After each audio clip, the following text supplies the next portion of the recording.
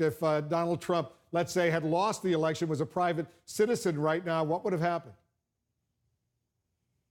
He would have been indicted. I mean, this is what's so significant about today. I mean, there are many things, but to me, by far, the most significant news development of the day is that Michael Cohen pleaded guilty to a crime in which he implicated Donald Trump as a co-conspirator, a fellow felon in committing that crime.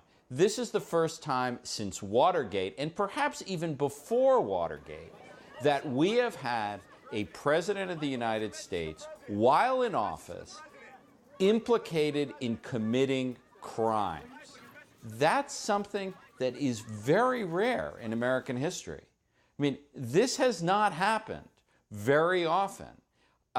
And the fact that we now have on the record in federal court the President of the United States declared by a confessed felon to be a fellow conspirator is a pretty extraordinary thing.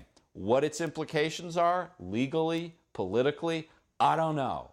I mean, I think there's a lot that needs to be sorted out. But the mere fact of this, of the fact that the president has been accused by a confessed felon as another felon is a pretty extraordinary piece of news. It's truly extraordinary. Michael Cohen says he made that payment, facilitated that payment to Karen McDougal, quote, for the purpose of influencing the election. That was all done through American media, the parent company of the National Enquirer. And Cohen says President Trump repaid him for the Stormy Daniels $130,000 payment as well. Those comments from inside this federal courtroom today about the President of the United States. Go ahead and give us your reaction. Well, and remember, who's benefited from all this? Who benefited from the fact that these two women were silenced? It wasn't Michael Cohen. Michael Cohen wasn't the one who was running for president. It was Donald Trump. So if you wanted to look at the way prosecutors generally view culpability, they'd look at who benefits, who made the money, who is at the top of the pyramid. Here, there's not even close to a debate about that. This was something done for the benefit of Donald Trump, who, according to Michael Cohen, directed the entire illegal conspiracy. Remember that phrase, at the direction of. Cohen said that this whole illegal activity, these illegal campaign contributions were done at the direction of Donald Trump. Now, we haven't heard from Trump or his lawyers. Perhaps they'll say Michael Cohen is lying. Perhaps they're saying there was no crime here.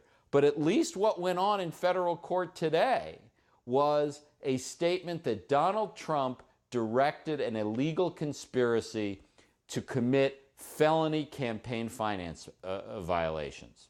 That's pretty extraordinary. The president had a chance to speak about what Michael Cohen was alleging when he spoke with reporters upon his arrival in Charleston, West Virginia, decided not to do so. And just to be precise, I want to read the words of what Michael Cohen said in this federal courtroom today. He said that the payments to these two women were done, quote, in coordination and at the direction of a candidate for federal office. This was done only days before the presidential election in November of 2016, that candidate being Donald Trump. And it was all done, quote, to influence the presidential election. That's also a quote. When you think about this, could Michael Cohen still cooperate with the special counsel, Robert Mueller? And does Mueller want Cohen's cooperation right now? Well, I certainly he could.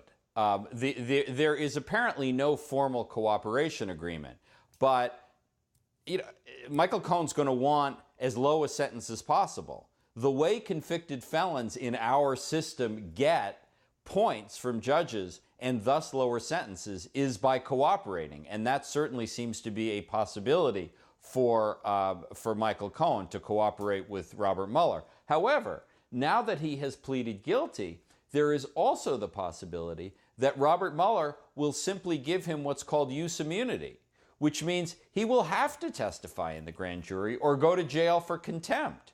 Same thing with Congress. If there is a Democratic majority in the House of Representatives, as there may be, there may not be, after the midterm elections, the House Judiciary Committee could vote to give Michael Cohen immunity and force him to testify in public about what went on in this campaign and whether Donald Trump did in fact coordinate or direct these illegal campaign contributions. So I think the important point is we have almost certainly not heard the last from Michael Cohen. What form that statement, that testimony takes is, I think, uncertain at this moment, but I suspect one way or another we are going to hear Michael Cohen elaborate on what he said in court today. Yes, we certainly will. I totally agree with you. We're just getting a statement from Rudy Giuliani, the president's personal attorney. Let me read it to you. Get your reaction, Jeffrey. Quote, "There is no allegation of any wrongdoing against the president in the government's charges against Mr. Cohen. It is clear that, as the prosecutor noted, Mr. Cohen's actions reflect a pattern of lies and dishonesty over a significant period of time." What do you think of those words? Well, there's a key word in that statement, which is charges. He said the government didn't charge any illegal activity by the president.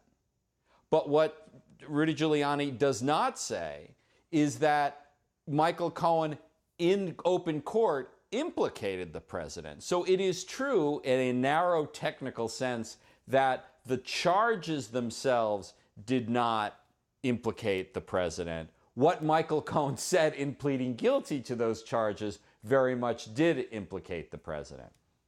People can draw their own conclusions about that. We're also getting a statement from Lanny Davis, who's one of the attorneys representing Michael Cohen. He's just tweeted this. Let me put it up on the screen there. You see it. Today, he stood up and testified under oath that Donald Trump directed him to commit a crime by making payments to two women for the principal purpose of influencing an election. If those payments were a crime for Michael Cohen, then why wouldn't they be a crime for Donald Trump? What's your reaction to the statement from Lanny Davis?